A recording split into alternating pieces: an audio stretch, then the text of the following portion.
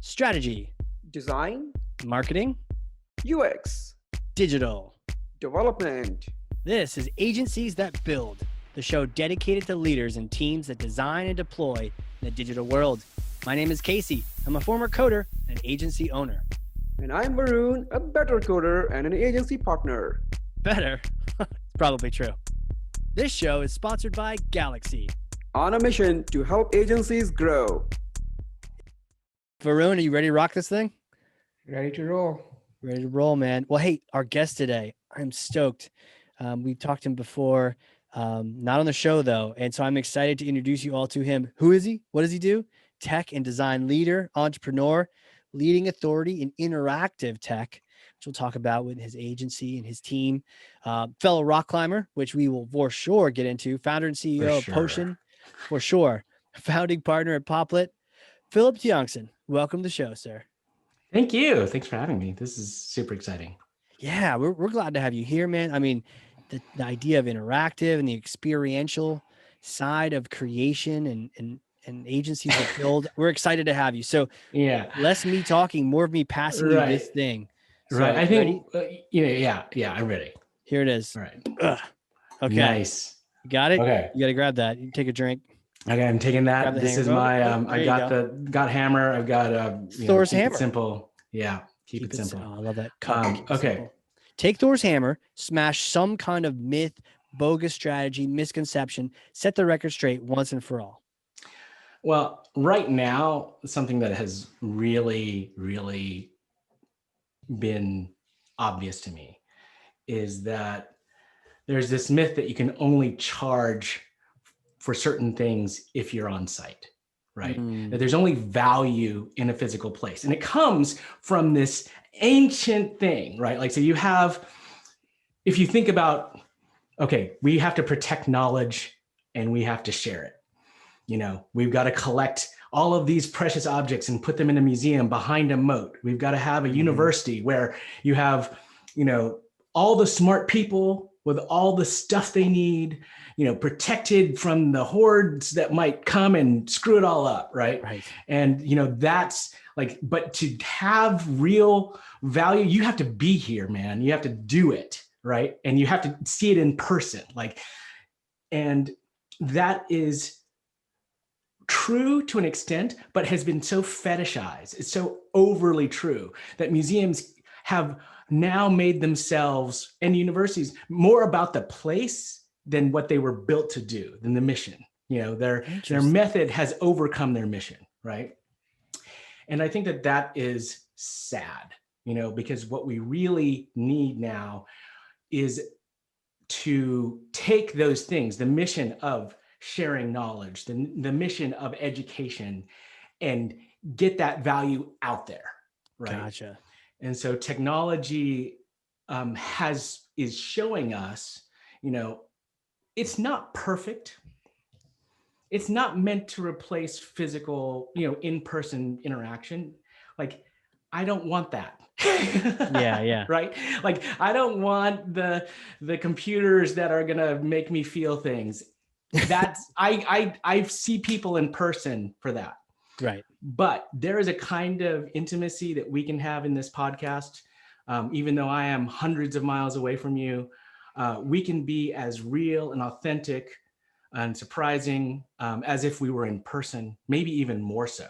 Yeah. And that has nothing to do with the fact that it's technology based, and that it's, in fact, we are in person, just a different kind of in person. That's a good metaphor, right? We can get just as much value. I think that people see that too. Let's fly here and have a meeting. Now, ideally, partying afterward, maybe going rock climbing and partying afterward has that next threshold. So there's something to that, to your point. You're not knocking that, but you're saying, but there's nothing wrong with, let's say, this phone call with the three of us, we're going to be BFFs by the end of it. Yeah. And it's really like there's a fear that has been sort of enculturated into these places. Like, oh, if we give away our stuff, if it's free, or if someone can download it, they won't come, right? We won't be valuable anymore, right? Gotcha.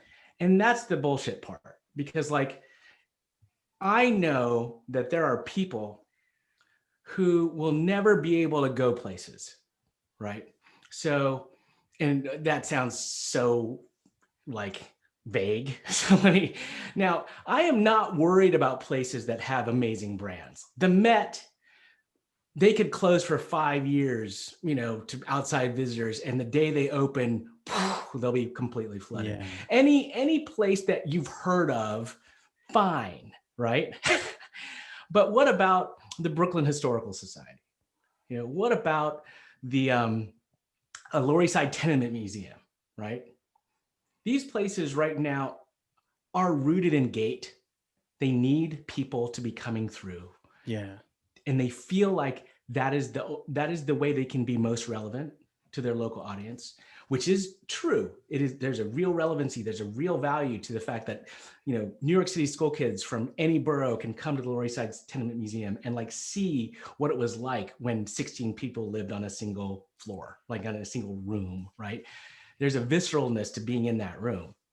But, the kids in Germany whose grandparents were in that room, they'll never, maybe they'll visit New York, but they'll never have gotten there, Or what about the kid in South America who will never get to New York, but like the condition, like they have tenement conditions right now, right? Right. And they can see, oh, but this is the future. That was the past. Like we can see these connections. And there's real value in the stories and in how tenement frames what they do, right? And that value is totally transferable, right? It is not locked into place, but it requires a whole new mindset for how do we communicate our unique value in a way that scales, right? First is scales, is surprising. Number two, number three is reciprocal. I think this idea that like it can actually be two-way in a way that like you can't necessarily be when you are in person. Four is truly accessible, right? And when I say accessible, I mean both to my great aunt in in a nursing home in Oklahoma, and to again, someone who doesn't even speak English in another country, who is connected to that place for a reason and wants to know, right? That's accessibility. It doesn't matter. It's not about, it's about being able to be available to whether I have, autism and I need to see things a certain way because that's how my brain works, all the way to like I'm physically can't go up those steps, right? And that's something that when you think about the billions of people that are connected, like there is value you can deliver to them. And that brings me to that last piece, which is what is truly essential about the message that they're providing, about the things that they're saying, about what they're giving, right? Because at this moment, I've had an agency for 15 years, and this moment has really shaken me because it's made me ask, what is it that we do that's essential, right? Right. What is it we do that isn't one of those nice to haves, it'd be great if we had some beautiful interactive thing, but actually what we need are circles on the floor to keep people 6 feet apart. So we'll do that first, right? Yeah. There's a difference in understanding of like what that is. So yeah. I want to ask, is this because of the COVID situation? Because the examples that you mentioned about education, museums, they have started doing it more online and remote because they have been forced to do that. Right. They never realized the value of. So we as you, like we are also in technology and we have been remote, for 20 years. So I totally get that, right? Yeah. The people who have never done that in the past, now they are seeing it and they are observing it and now they get it. It's not that. Well, it's worse than that. They've been actively fighting it. The culture is that if we give it away for free, if there's some way we make this accessible, what we're going to do is we're going to make it accessible in a marketing way. that's free, right? We're going to make it accessible in a way that like promotes our brand. So we will still get butts in seats here, but people are still going to go to Harvard, right? Well, they got one foot on they haven't left. They still have one foot on the old platform. Right. Yeah. And so even though there is an experimentation with it, like the belief that it is fundamentally the right way to do things there's still tremendous foot dragging going on right now, right? They are being forced to do it because they have to, but no one has fundamentally reconsidered. I mean, imagine this, like imagine all federal funding for schools went away and instead built a super online school and paid for internet for whoever needed it and would send them, a computer. How much would that cost compared to all of the federal funding for all colleges? Right? And what if then you also incentivize all the professors? So the professors from each college, if they were the best, right, their classes would go online and that person's curriculum would become the national curriculum, right? What if that happened, right? Like, and so it was really about like, it's not about the state school, it's not about, new NYU, not NYU, SUNY purchase. It's not about, right. University of Tennessee, where I grew up down there, go Vols, Right. But there was suddenly like, okay, no, distributed education, like at scale is the goal, right? So it's not just we're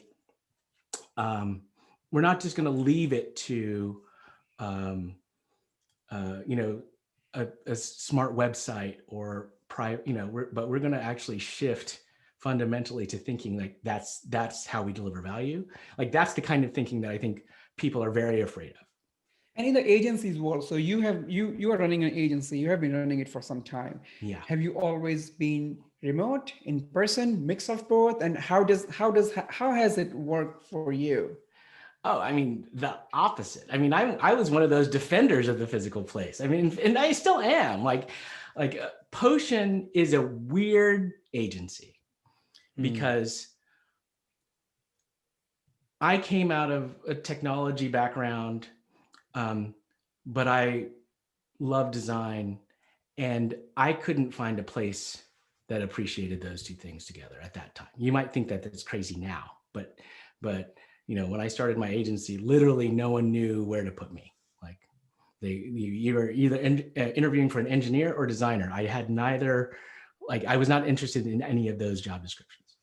And so Potion was already like in this hybrid space of like, I'm looking at how these things connect in a different way. Plus, I came out of the media lab at MIT where we were already mixing shit up all over the place. Like it was like physical computing, narrative, art, music, computer science, computational analysis, like all of that stuff was there. And I saw, like, I was super excited where the physical world like crossed over with the digital one, right? Literally. So we had, that's where I saw the first interactive tables and walls and like, things like physical things that you would pick up and interact with the physical world. I'm like, that's what I want to do. And so that's what Potion was built to make. And that's why most of Potion's work, or really all of Potion's work, was rooted in that experiential digital physical place, which meant a physical place, which meant we were the worst software company in the world because we would build one piece of software for one location forever. And every new piece of software we would write was built specifically for that place, which is like the opposite of what a software company is meant to do, right? But for me, it was about creating these unique places, these unique experiences, and that drove you to a place that would express a place in interaction in a way that they couldn't do on their own, or like it wasn't, the spaces they had to like almost transform because like it needed to do more than their space could do on it by itself. Hmm. So I was all rooted. So my agency was all about like driving to physical place. And although we had done a lot of digital things, that's always where my heart has been. And so this moment, and so we were on site, we brought everyone to New York. I had an office. In fact, my partner was worried that I wasn't committed enough when we founded the company. He's like, we have to share an office together, man. Like, and I was like, you want to pay for an office? I was like, I can work at home. I was like, he's like, no, it won't happen unless we have an office. And so, I think he was right. Like it required the focus. It required the attention of two people, like with their, literally your minds are melding, trying to make that happen, to make any entrepreneurship, anything like that work.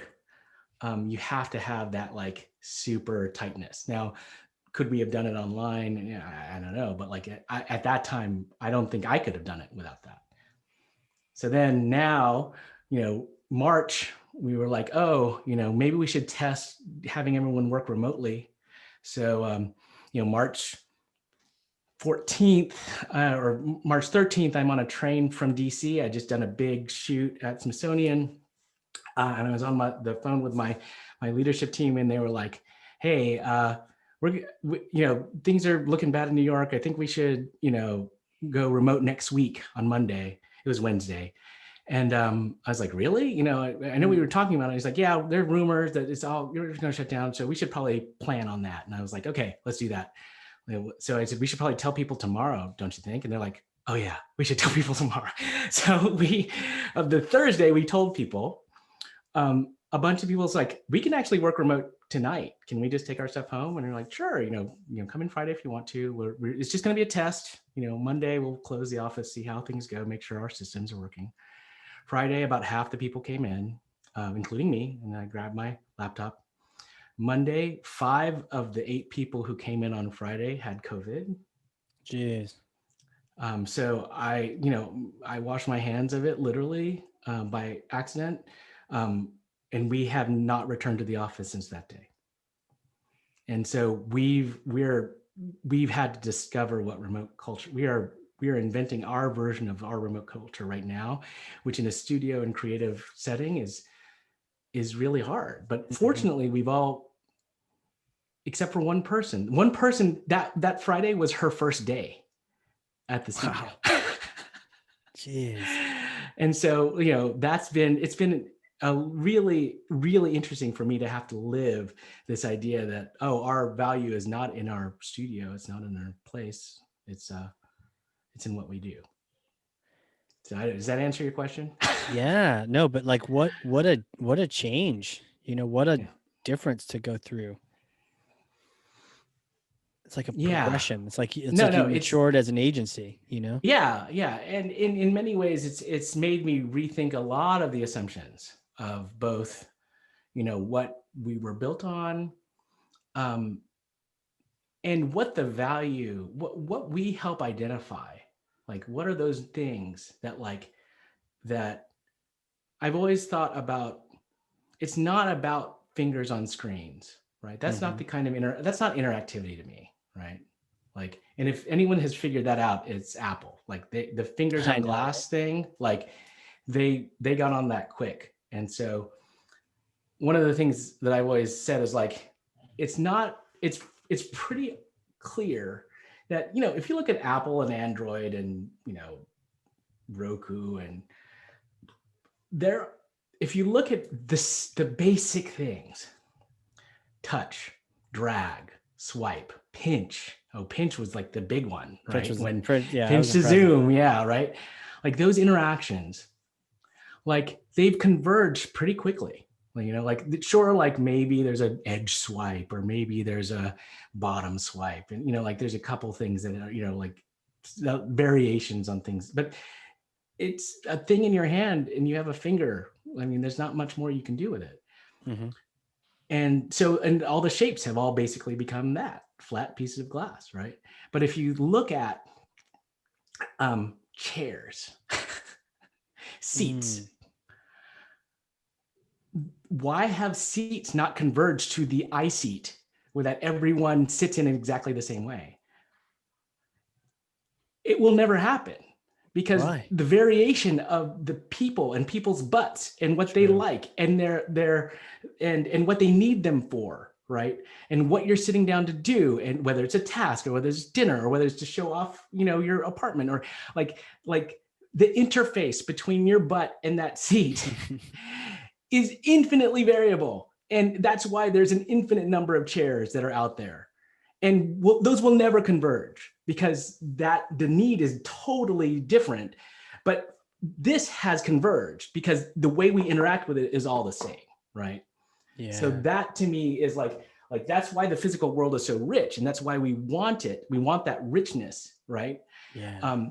But like I said, I don't think that it's the only, and this is where I'm conflicted. I'm really conflicted, because that physical richness is something we all love. I was just speaking with an opera singer this morning, and she's like, everything that we do, the resonance of the theater that we're in, the overtones we make with our voices, these are the things that are the magic of opera, right? And really can never be like transmitted through this kind of thing. But then in the next breath, she said, but then, I've seen someone sing to someone through Zoom, and it made me cry. Yeah. Yeah. Yeah. And I said, there's magic to that too, right? And you're an artist. Yeah, well, I don't know, but what I'm interested in is like, how do we share that, right? How do we make that reciprocal? And I think that the one wayness is the difference between watching the Oscars, which is super beautiful, but like I have zero connection to that. Yeah. Right. I watched the movie. Right. Recorded webinar of the Yeah, Oscars. exactly. Yeah. Versus, you have a moment where you're live with, say someone from an actor or an actress that is reading a play. I saw this thing called Theater of War. I don't know if anyone you've seen those. Free, amazing. What's it called? Theater of War. Jeez. Yeah, search for this. It's in the UK. They have there's a bunch of different places, but it's all under that moniker. And they have these amazing actors. I mean, like people you've seen on Broadway, people you've seen in the movies, and they're just sitting at their tables talking, right? Reading the plays. I mean, they have the plays open, right? But they are acting the shit out of them. Oh yeah. They are not in costume, like they look like us, but you hear the voice, you close your eyes and you see the movie, right? And it was phenomenal, right? And sure, there's no production value, you don't see the stage, totally different. But it gets to, there's still something valuable there. And that's what I'm really trying to unlock, trying to figure out. I'm trying to figure out like what makes that valuable versus like, watching the recording of that later. Yawn. It's totally true, Nobody totally cares. True. Nobody cares. Does that make, does that make sense? I mean, I think that's what makes podcasts super interesting, because you have that feeling of liveness too. You have that feeling of being there. Yeah, we mess up, keep it real. Like we don't edit anything. Yeah. Chop out, you think something idiotic, just leave it in. Just You adds the lie, authenticity of you the tell the event. truth. Nobody let's knows. Let's come back to the track. So I do Yeah, want let's to get us back on follow track. up. I want to follow up on how COVID has changed your settings. Like you said, Yeah. you have to decide, like, let's just change all remote, right? And you have Yeah. never gone back. And many of us, like other agencies, have done that, right? Yeah. Yeah. How has that impacted or changed your business process wise, God. right? So Yeah. of course, the way you have built stuff is one way, like you are all working together, you are collaborating and all, but so that has changed, and there is, like, sure, there would have been a shift in how you deliver stuff, but your clients the way you have gone after, acquiring new businesses, Right. or even looking for new industry or new type of clients? I mean, has that changed at all, or you are still doing the same thing that you were doing earlier, same client, same industry, and what has changed? Um, well, just to give a little context around Potion's business, I mean, because of the way that we build projects, we've had a few sort of like more ongoing relationships, like a typical agency of record kind of thing, where we're building a digital product for a brand like Smithsonian Channel. Like we built that product for them, and so that's been a sort of an anchor tenant for us. But the vast majority of our work are, like I said, these physical on-site projects. So like once we've launched the not Nike store, the whatever museum, they don't need us for another 5-10 years. It's so we've always had to, in terms of new business, like constantly sort of on the hamster wheel in a way that, not, I mean, I think every agency experiences some of that, right? But I think especially when I was younger, and because Potion's experiential offering was relatively new, like I had the naivete to believe that like, oh, if I just work hard and, present, our amazing virtuoso work, we're going to get jobs. And that's what everybody believes. I mean, everybody believes that. Everyone has the magical thinking. It's just I just have to make one more phone call. I just need to make my deck a little better. Like, how many hours have you spent trying to refine your pitch deck? It's like half of the stuff that we say is the same thing that other agencies say, because we are service agencies. We are there to work with you, right? Yep. What the pandemic, and coming back to the question, this is really an answer to your question, I promise, has made me realize is, as much as the work has been, I believe unique, valuable, great. What has been more important have been the relationships that I've built, and the relationships with the best partners, whether they're collaborators, whether they're even competitors, whether they're clients. Those relationships are actually where new business comes from. Mm-hmm. And there are ways that you can invest in those relationships and in those, and how you both deliver, whether it's paid or unpaid, where there's value, whether it's monetary or not, that are way more important than responding to another RFP, or like, and again, getting adding another case study to your deck. Right. So priorities, right? I mean, It's priorities. got to get them figured out. Yeah. And that to me has been a fundamental thing that I've realized when I realized the pipeline has dried up, because, again, in the physical world, most of our experiential stuff is going into a place, but now it's, they're closed. We're not essential, and the people who have come back to me are people who are like, yeah, our museum's closed, but we still want to do this. We still want to work on that. There's the clients that are like, our business is doing great, and now we can do this now too, right? Or, we're not going to be able to do that one project, but we were so excited, we found this other thing for you to do instead.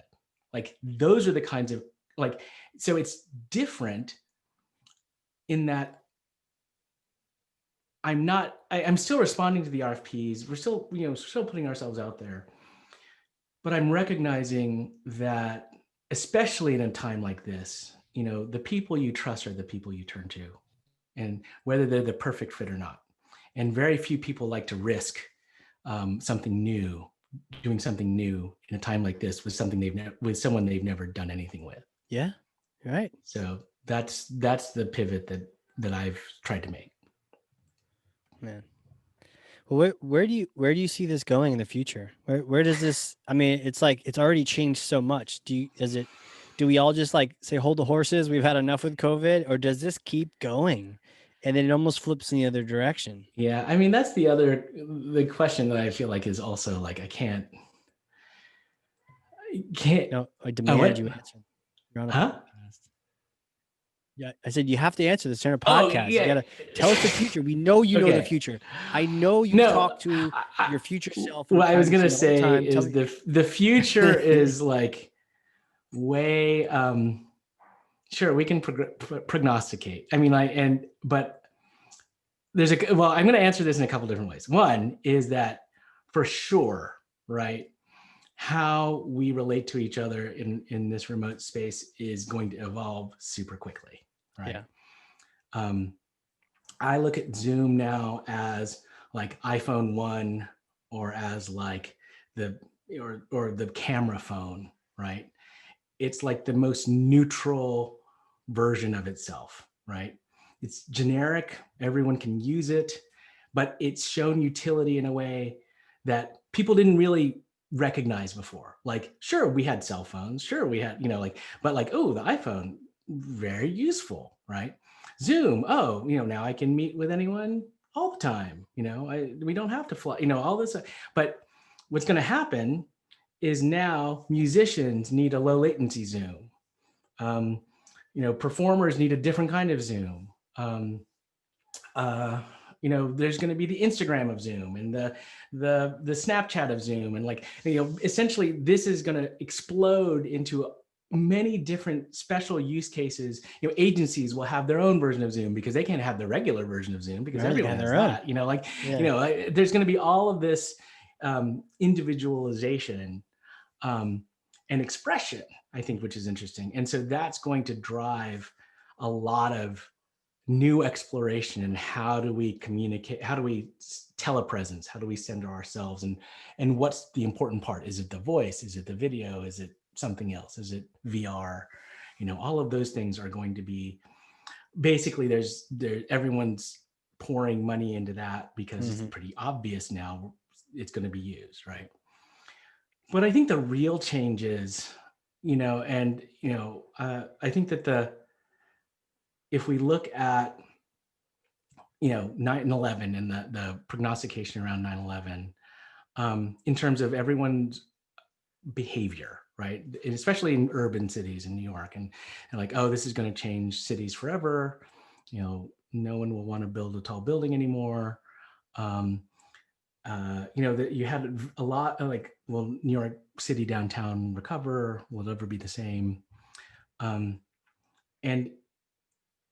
the thing that people did not expect was that probably the biggest global day-to-day change. Again, there are many, many changes that came out of 9/11, but the one that impacts almost everyone is that you have to take your shoes off at the airport, right?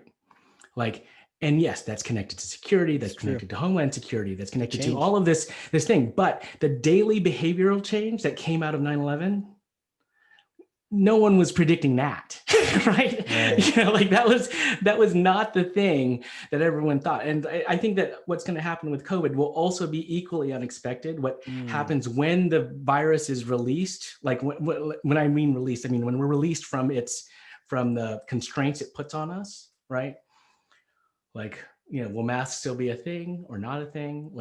It's interesting. Another friend of mine told me that, we even in February, you would see videos of Asia where people were wearing masks, and you're like, oh, it's so weird. That would never happen here, right? People, they were using QR codes there, right? And, everyone was like, why is the adoption of QR codes in Asia so huge? I don't understand it. It's because of SARS. It's because they were in the future already. We were the ones that caught up to them, there. right? And so now all of the touchless Yeah. stuff, all the contactless stuff that was in play there, the masks, like all of that stuff came out of that, right? Real fear, but culturally we could not even appreciate that, right? And so that's where I'm very hesitant to try to really predict the future of like how it will change day to day, because I think we have there's so many little subtle things that we're still trying to figure out. And I don't know where that goes, but I do know that in terms of the tool set, that is like, there's going to be rapid evolution there. Yeah. Like it's like, we don't know the outcome, the shoes, for instance, but we do know the pace will be faster. Yes. Whatever yes. it is, whatever it is. Yes. Yes. And that, now that people have uncorked, everyone's talked about like this has sped up the rate of adoption of things that were happening already. Mhm. Yes, but I don't know that that's huge insight now. I think it's really about like, when we release the pressure, what will we flock to and what will we not return to? I think that that's going to be very surprising. Yeah. Yeah. Change is the constant, and surprise is usually the constant, for sure. You're intense. Like you believe what you're saying. You have a passion for it, clearly. That, we talk about like artists, like you're in it, and it's real for you. Like a lot of people, they just do it. It's like they're clocking in. A lot of folks who are running an agency, they're clocking in. This is a passion for you. It's got to feel like you're playing all day. So here's my question to you. Let's get into this. Who are you? Right? Who are you? Can you take me back in time, like little Phillip days? Where'd you grow up? Did you always know you're going to be doing this? What'd you want to be?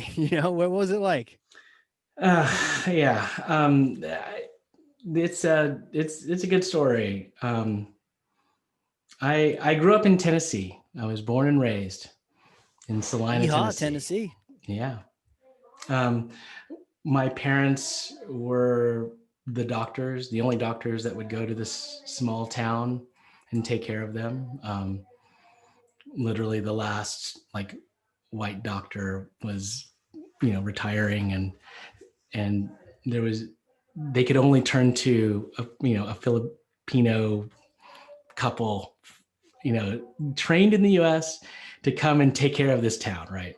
Yeah. Wow. And like so run a little medical center, or just like a little doctor's office? No. But they, at some point, they were the doctors of the hospital. They had their, they were the only doctors in the town for a few years, and then they recruited others, and it's a town about 3,000 people, so super rural, very segregated. And I probably had never, I don't remember seeing another Asian person, that hadn't been brought in by my parents, ever in that town. Really? Yeah. Yeah. Like it's like, this was near nothing. Right. Yeah. So I had a really weird, childhood, in that I grew up basically as a, white Southern guy in a Filipino boy's body. I And don't get the accent though. Oh, well, we can get there if you want. Yeah. Okay. Couple beers. Sometimes it takes a little, a little bourbon, a little Jack Daniels will get you there. But maybe when we talk about climbing, I'll go there. But sounds good. The funny thing is just that, I was a smart kid, and there weren't a lot of smart kids in that county. Sure. There's some. I didn't have a lot of friends, but that was not. I didn't know I didn't either. It was, it was just, this is just the way you lived. And my sisters are both about 10 years older than me, and they went off to college. And they said, the school system in Salina is not great, and so you need to, Phillip has a lot of potential. Like let's you should really think about going somewhere else or doing something else. And growing up in the South, like again, I people might have said things to me. I know that they said racist things to me, but calling me Japanese or Chinese was like calling me Martian, because I'd never met a Japanese or Chinese person. Like, and not that I should be like, that's okay. I recognize that that's not okay either. The fact that I didn't know anything about any cultures, but it sort of just slid off my back because I didn't really have an identity, right? Sure. Except this proudness of being Filipino, because my parents loved that, but did not ever want us to go there or learn the language. Right. It was just like, so you never, like, it's not like I've actually never been. Is it Filipino? Is that the language? Tagalog is the language. It's Tagalog. Yeah. Okay. Yeah. I think I remember that. But this sort of funny, my parents had this funny, like dual, like, feeling relationship with their home country. And, we were Americans, like, for sure. Right. So anyway, I go to high school in a slightly bigger town, moved to Chattanooga, where, still, a little bit more diverse, but not that much. And, I can't wait to get out of the South. And I get into MIT. Just a little place. In Massachusetts called MIT. Only probably arguably one of the best schools in the world.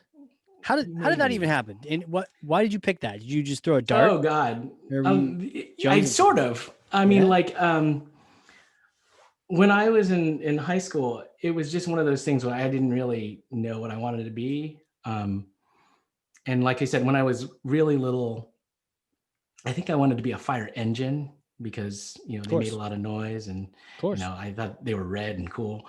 But, my parents were doctors, so I thought probably would be one of those. But my sisters, because they were 10 years older, they're like, you don't want to do that. And because they sort of went down that road. My oldest sister rebelled against it. The middle sister became a doctor. Okay. And they were like, being 10 years older, they were fully practicing while I was still in high school. So they were able to describe a world of medicine that was very different from my parents. Gotcha. And so they were able to leave a door open for me to try something else, which I thought which again, I didn't necessarily appreciate at the time, but like I didn't have the same kind of pressure that they did. Sure. And so you could might have been miserable doing the wrong thing, Yeah, no, totally. And so at this, at Baylor High School in Chattanooga, Tennessee, I did well, good student, and but my dad loved movies, and I loved, I loved stories, and I loved playing with computers. I was always a gadget guy. I broke everything in our house. Like there's a time when my dad got a VCR, like the very first VCR you push down. Yeah, and I was so excited. I was like, do not touch this. And, the first thing I did was I was like, I know exactly how this works. And I put the cartridge in and I push it down. It won't go down. And I realized I put it in upside down. It's now stuck in there. It won't come out. This is the brand new machine. We had it like 1 week. And so my dad, now that I see the clock, from my dad's coming home from work, my sisters are also trying to help me, take it apart. I mean, like, I'm sweating bullets because, I know exactly how this is all going to work, right? This is so similar. You remind me of a similar incident I did. I pushed, the cassette like into the VCR when there was already in there something. So it's just into one. And it is like, and that was not an inexpensive machine, right? And just the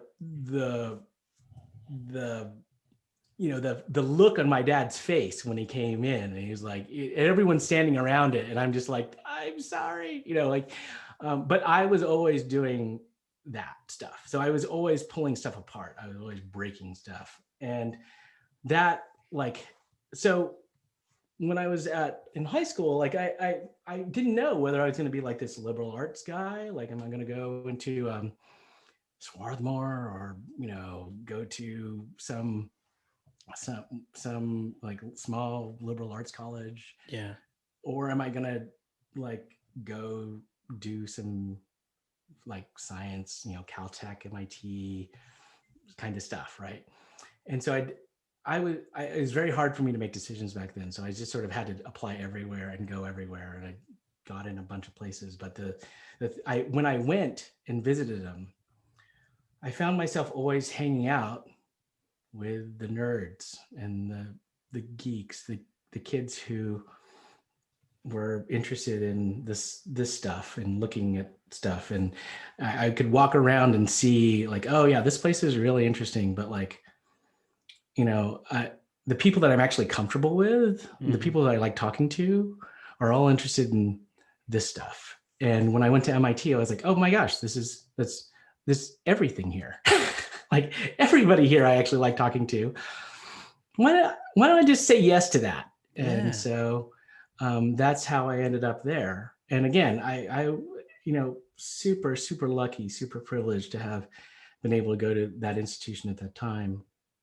And again, when even though earlier I was talking about the gated walls of these, prestigious places, like if you get in those gates, it is great, right?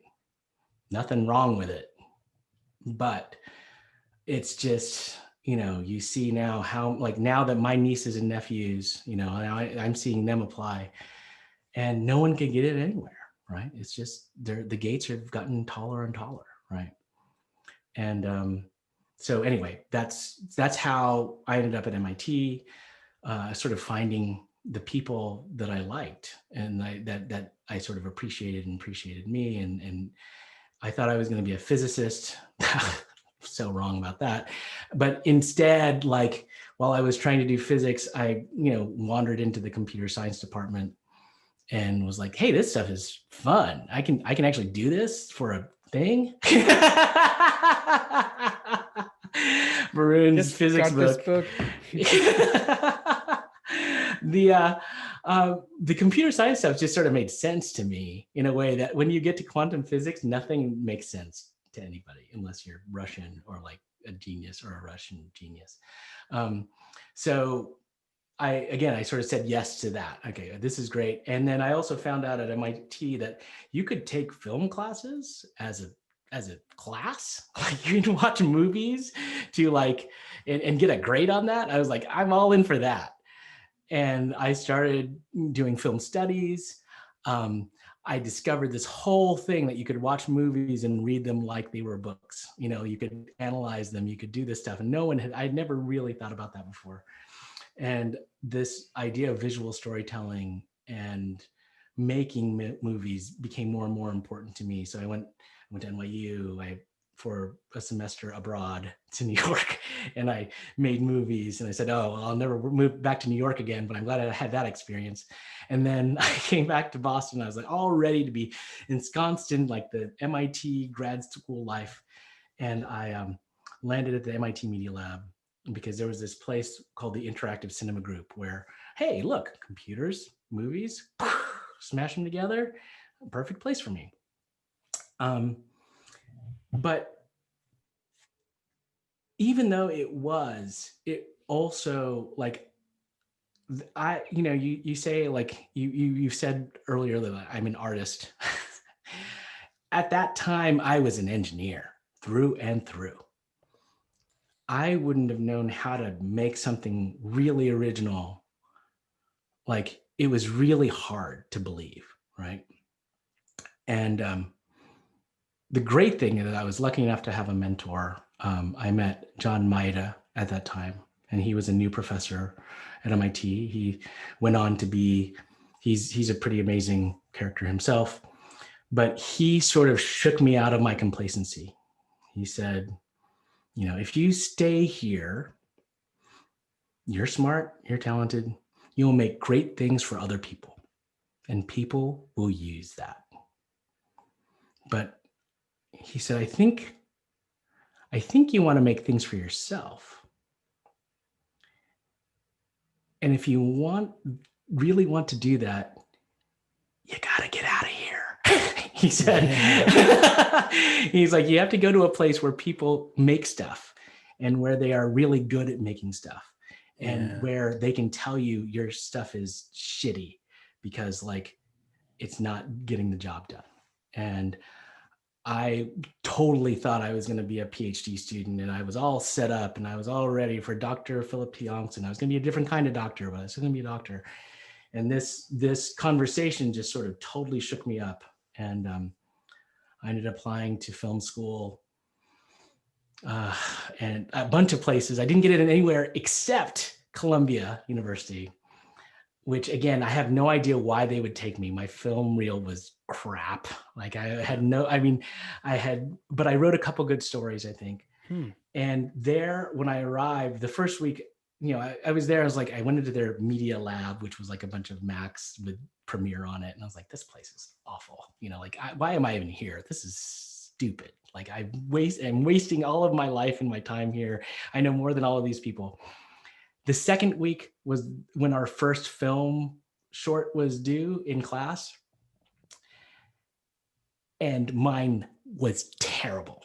Like literally the worst possible version of that film that could be. And I looked at these other films, again, 30 seconds long, from these people who could, in my mind, you know, they didn't know what a hard drive was, the difference between memory. I don't have enough memory. I was like, what kind of memory? You know, like all that stuff. I was like, I knew all of that stuff. But here was someone, the technical skills, not there, but made a film that was amazing. Wow. Right? Yeah. And you're like, it doesn't matter. All that shit that I knew about that stuff and how that stuff works and the fact that I could write that piece of software didn't matter anymore here, right? It was actually what came out on the screen. And there were no excuses for that. There were no excuses for like, oh, you know, my compiler was, you know, down, or, you know, I ran out of memory and so I can't render the blah, blah, blah. Technology gives you a billion reasons why you can't do the thing that you wanted to make. When you're making something that you watch on screen and you cannot talk while it's playing and other people are looking at, you realize the power of that medium. And you realize when other people are really good at it and when you're not. Right. And if you're an engineer like me, I was like, I got to know why. Why am I so bad at this? And so that totally changed my, you know, perspective. Week 3, I was like, totally like, I got to figure this out. Right. And, you know, there was a part of me that had the hubris to think that I will be one of those amazing, great storytellers. But, you know, I also realized that by the end, I realized, maybe I'm not, but if I can combine the things that I'm good at, yeah, then maybe I have a shot. And that's when I started pushing. So that's sort of the trajectory, you know. And I'm sure I'm on some kind of Mandy page as a grip on someone's film somewhere, and DP on someone else's film. I was never super talented in those areas. But what I learned by going to art school, by going to film school, was what it means to say something and to say it your way. Yeah. And I sort of tried to choose my medium to do that. Yeah. Okay. Well, next up, let's take a hypothetical situation, right? All right, sure. Let's say we have a time machine that takes you back in times, and you go back to, let's say, when you were, you know, young, 20-year-old. What would you what advice would you give you for future self? What would you have done differently at that time? Um, yeah, that's a hard one. I don't know. There are a couple things. The biggest would have been to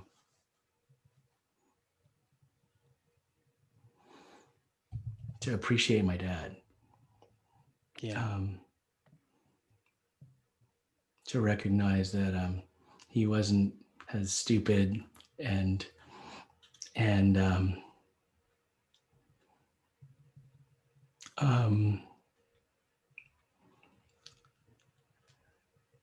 like disconnected from the digital world that I thought he was, my world.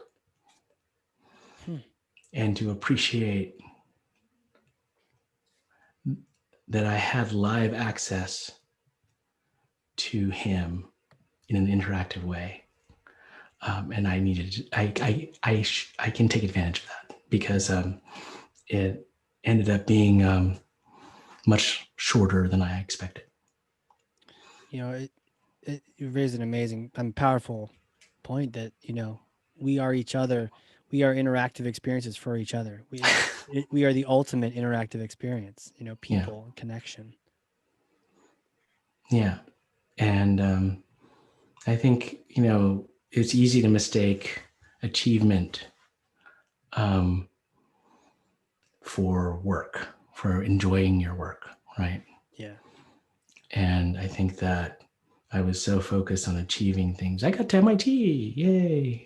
Right. I'm I got admitted to the Media Lab. I'm so fancy, I'm super smart.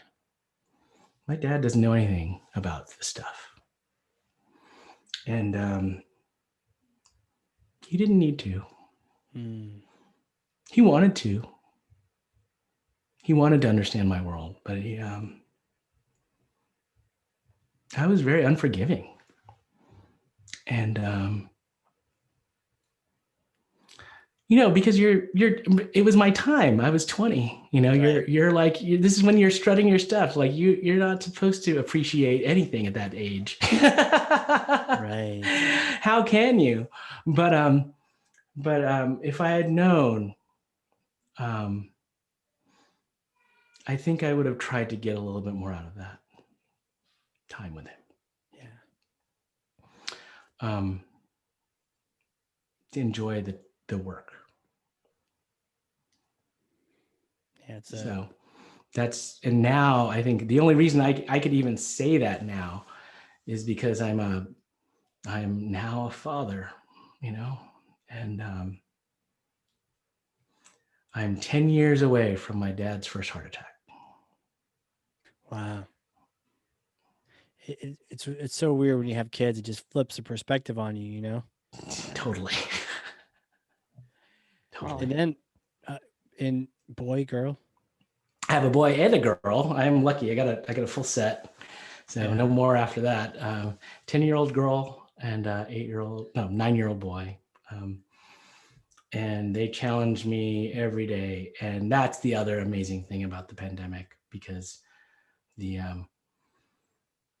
in many ways, I have been modeling my father's life too. I have been putting way more of my attention on achievement and on what I thought a successful agency would look like and the work that you have to do there. And the pandemic has brought me home. No business dinners, no business trips, dinner at home every day. That's something my dad did. And I'm recognizing all the things that happen when you do that. And that's changing. That will be a change for me. Maybe I'll never stop going remote. Yeah. Because at least for the next 10 years, I want to be in closer proximity with them than I really would let myself before. Hope that's not too sad. Man, it's powerful, dude. You're sharing the real life. I mean, Yeah. and again, thank you for doing that. What it shows is why you're so passionate about what you do. And, but thanks Varun for making us all cry here. Let's talk rock climbing, man. Yeah, that was not the answer that I was thinking but when you Good though, asked, man. it It's just powerful. It's jumped. real. It was Stuff. real. It's real. It's real. Real stuff, man. But rock Climbing. climbing, dude. We chatted in the prep call. We found Yeah. out. Oh no, you like rock climbing, so do we. And thought maybe we would skip the entire show and just talk about climbing things in crags and indoor and That's that's what now I'm glad we can get to the real episode.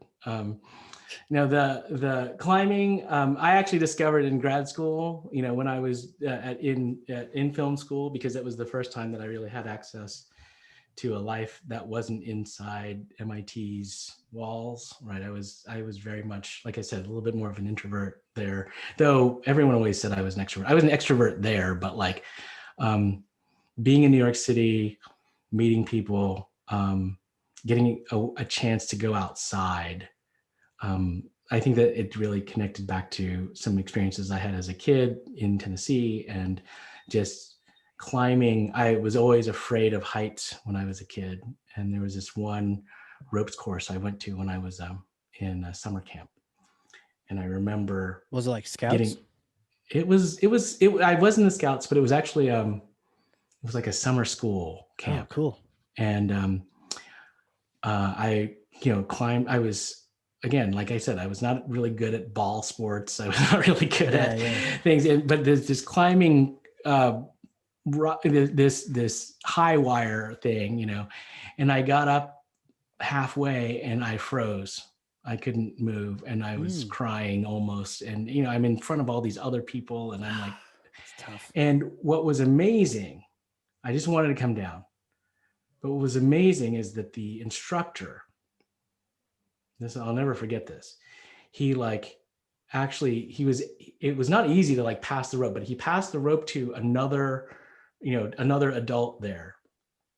And he solo climbed up to me and he put his hand over his head and step on this. And I stepped on that, and I could finally reach the next thing. And then I went to the top, and I got to the top, and then they lowered me down, and everyone was cheering. Really? And yeah, everyone they make fun of you because you kind of froze. No, they realized how hard you worked. Yeah. Once I got to the top, or they were cheering for the instructor.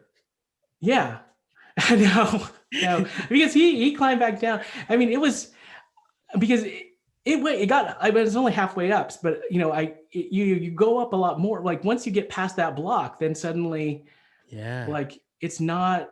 You realize you can do it, right? And so I got to and from then on, I loved that ropes course. Like I made it a point to go back and do it, and I knew I could do it, right? Suddenly. Wow. And so when I started climbing in grad school, I was like, oh yeah, this is what that feels like. And climbing is such a, intellectual sort of exercise. It's risk management, it's gear, it's moving your body, dancing with the rock, but it's also just, you don't even know why you do things, but suddenly you're in a position that allows you to get up another centimeter, and then suddenly you're past it. You're past the crux, right? Wow. And that unlocking that has always been super, that tickles my brain in a super, super satisfying way.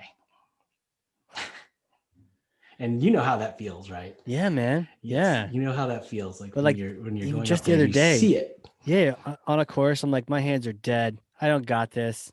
It's not happening. And then you just get past one more spot, or which I found also is fine.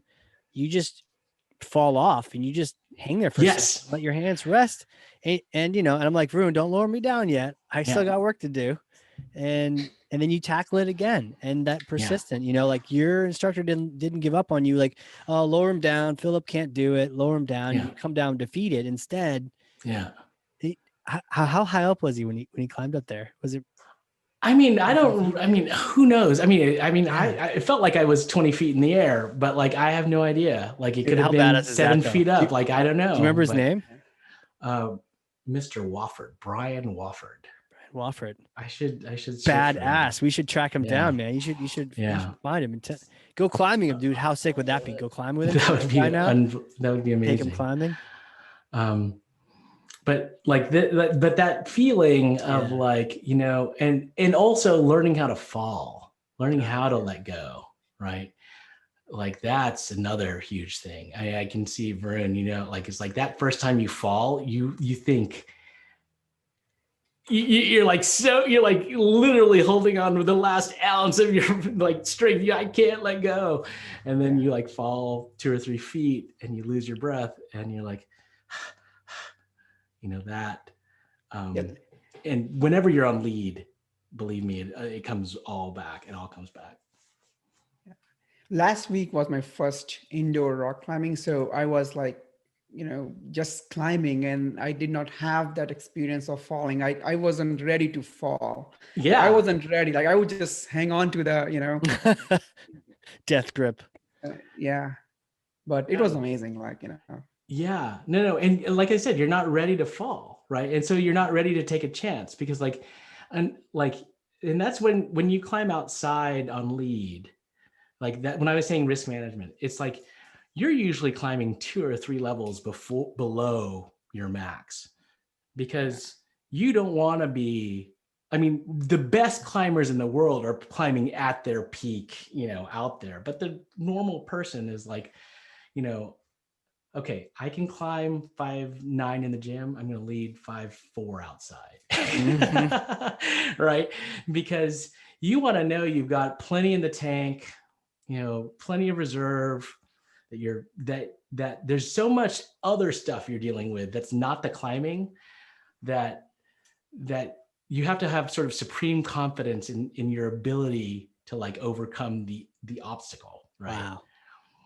And so when you get to that point, you know, then especially the first one, right? Until you get that first protection put in there, you don't have any. Yeah. Casey at the bottom going, okay, I'm gonna try to catch you. Like I don't. You're soloing that first piece of prose. You're solo, you know, and you know, it's very easy to deck after that first piece of pro too. You have to really get in a couple pieces above that when you can finally sort of take a deep breath. But climbing is it is one of those things that like I appreciate it because I'm usually very much in my head. You know, I have 1,000 things going on, but when I'm climbing, you're so focused on just that foot placement, just that, you know, holding that side pull just right, you know, like easing up on that toe or whatever. And I've never been more aware of my physical self than I have climbing. I'm not a dancer, but I do like climbing. Yeah, it's a magical sport, man. We gotta get you up here. Come to New Hampshire. Yeah. And get up here. Let's go. Varun, so last week was your first time climbing indoors in the gym? Indoor, well, yes. And so you've been climbing. The previous week was the first time I took the lesson outdoor. So I started indoor, and then I'm waiting for you to come here, and then we all go together. Yeah, and then we'll go lead climbing. Oh my gosh. Lead us up. Yeah. Rumney, actually, I'll tell you a horror story about Rumney. There's, at least when I went there's a lot of loose rock up there. Is it still true? Is there still a lot of loose stuff up there? I don't know. That's, this, I don't know how many years ago this was, but my last trip to Rumney, I'll tell you that. We were done for the day, walking off. Like we were like, yay, you know, happy. We're all, you know, super tired, sore, and someone yells, "Rock!" And you know, we were on a very, like, everyone, it was end of the day, and so everyone sort of scatters right on the trail, and I sort of like put my hand down, and the boulder rolls over it. It had fallen off the crag and it crushed my hand. What? On the, like, I was the unlucky one that day. And Just because you put your hand down. just because I put my hand down and it came over Shit. right in that moment. And I was like looking at my hand and it was like it was like swell. It was like, you know, like it was like 3 inches thick or something. It was like, oh my God. And I was like screaming, and I was the one who drove. So it was my car. So I had to get my keys out, give it to somebody else. Like, where's the hospital? You know, Oh, shit. you know, jump in the car and I'm swearing like, this fucking hurts. Man. And we get there, and that's the only time that I know for sure that I've had. I forget what the opiate painkiller was. What is that? Like morphine or something? Yeah, morphine. I think it was morphine.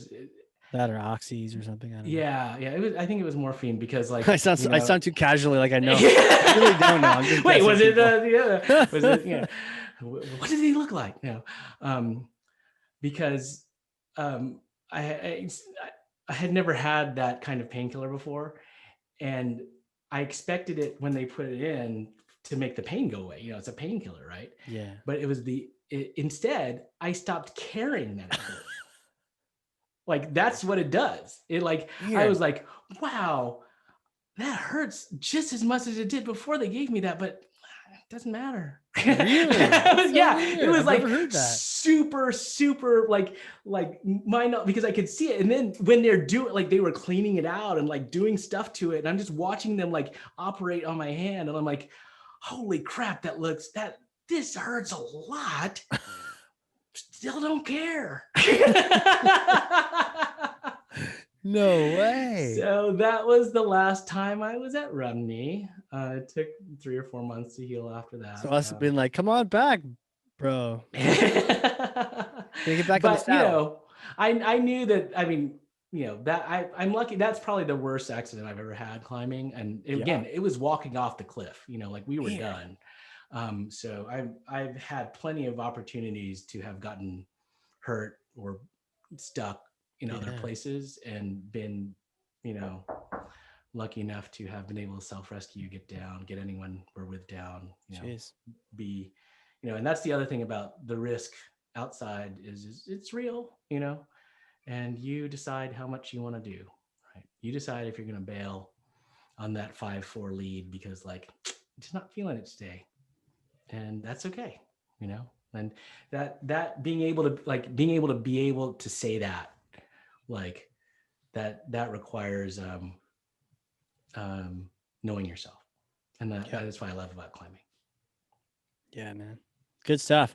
Well, we gotta get you back up. I hope you climb more. If you go indoor, you know, even if you go indoor. No, indoor too. Yeah, we definitely. Or there's some good gyms down here too. And if you ever want to go to the Gunks, which is another premier outdoor climbing area, right in my backyard. Let's do this. Yeah, you should come on down, because that place is fun too. And I could definitely put you all on your first lead there. Yeah, there's some good ones. I'll bring the rope. That's where I. We don't have what do they call them? Quick somethings. Quick draws. We don't have quick draws yet. And that's okay. I got them. I got everything you need. I got draws. I got gear. I got slings. Let's do it, Vern. Let's go. You just need to bring a harness, shoes. Your rope's helpful. Helmet. Yeah. No. Make sure you bring a helmet. Yeah. But yeah, be careful. But again, I mean, that was a freak thing, and it was really late, and it was because someone was stupid on the mountain and, you know, kicked something that hit something else that knocked a rock off the cliff. So don't do that. Be careful. Sick, dude. Well, I can talk about this all day, but man, hey, where can people connect with you? They want to reach out. They want to connect with you personally. Okay. They can connect to me. Phillip@potiondesign.com. Cool. Come to Potion Design. You can see, you know, our portfolio, how we do things. And also, like, we are starting to do things that we've never done before too. So even though you see a lot of physical experiential stuff, there's a lot of pure digital product. And, you know, what's interesting is this idea of a hybrid essential thing. How do we take these things that were on site or were thought of to only be able to be delivered on site, and how can we deliver those in a scalable way? That's been sort of where we're really running straight at. So if you have a project like that, or if you're thinking of something like that, come talk to me. I'm excited. Yeah, Thank you. People have heard your passion for it, and they also understand how you're smart about it, and the hybrid is good, but also we don't want to have our feet too firmly planted in old tech or the new tech. We have to adopt and change and it's a new medium. It's not a little bit of this, a little bit of that. It's this totally new combined one. So yeah, we definitely should hit you up for that. Yeah. Dude, this has been awesome. Yeah, Right? this has been super fun. Thank Like- you. Thanks for having me on, and you know, it's great. You never know what's going to happen, and that's what makes this, like, these interactions the best. So I really appreciate you calling me up, and I hope we do get to go climbing, because that's a whole different, that'll be a much, I talk a lot less when we're climbing. I was wondering about that.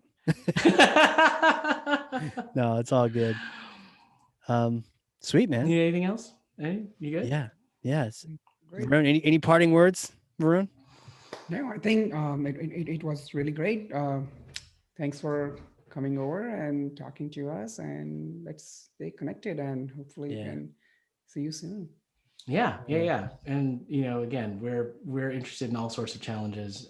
So I hope we do get a chance to cross paths and collaborate for sure. Yeah. Well, thank you, guys. This has been awesome, man. This is Agencies That Build. We'll catch you all next time. All right.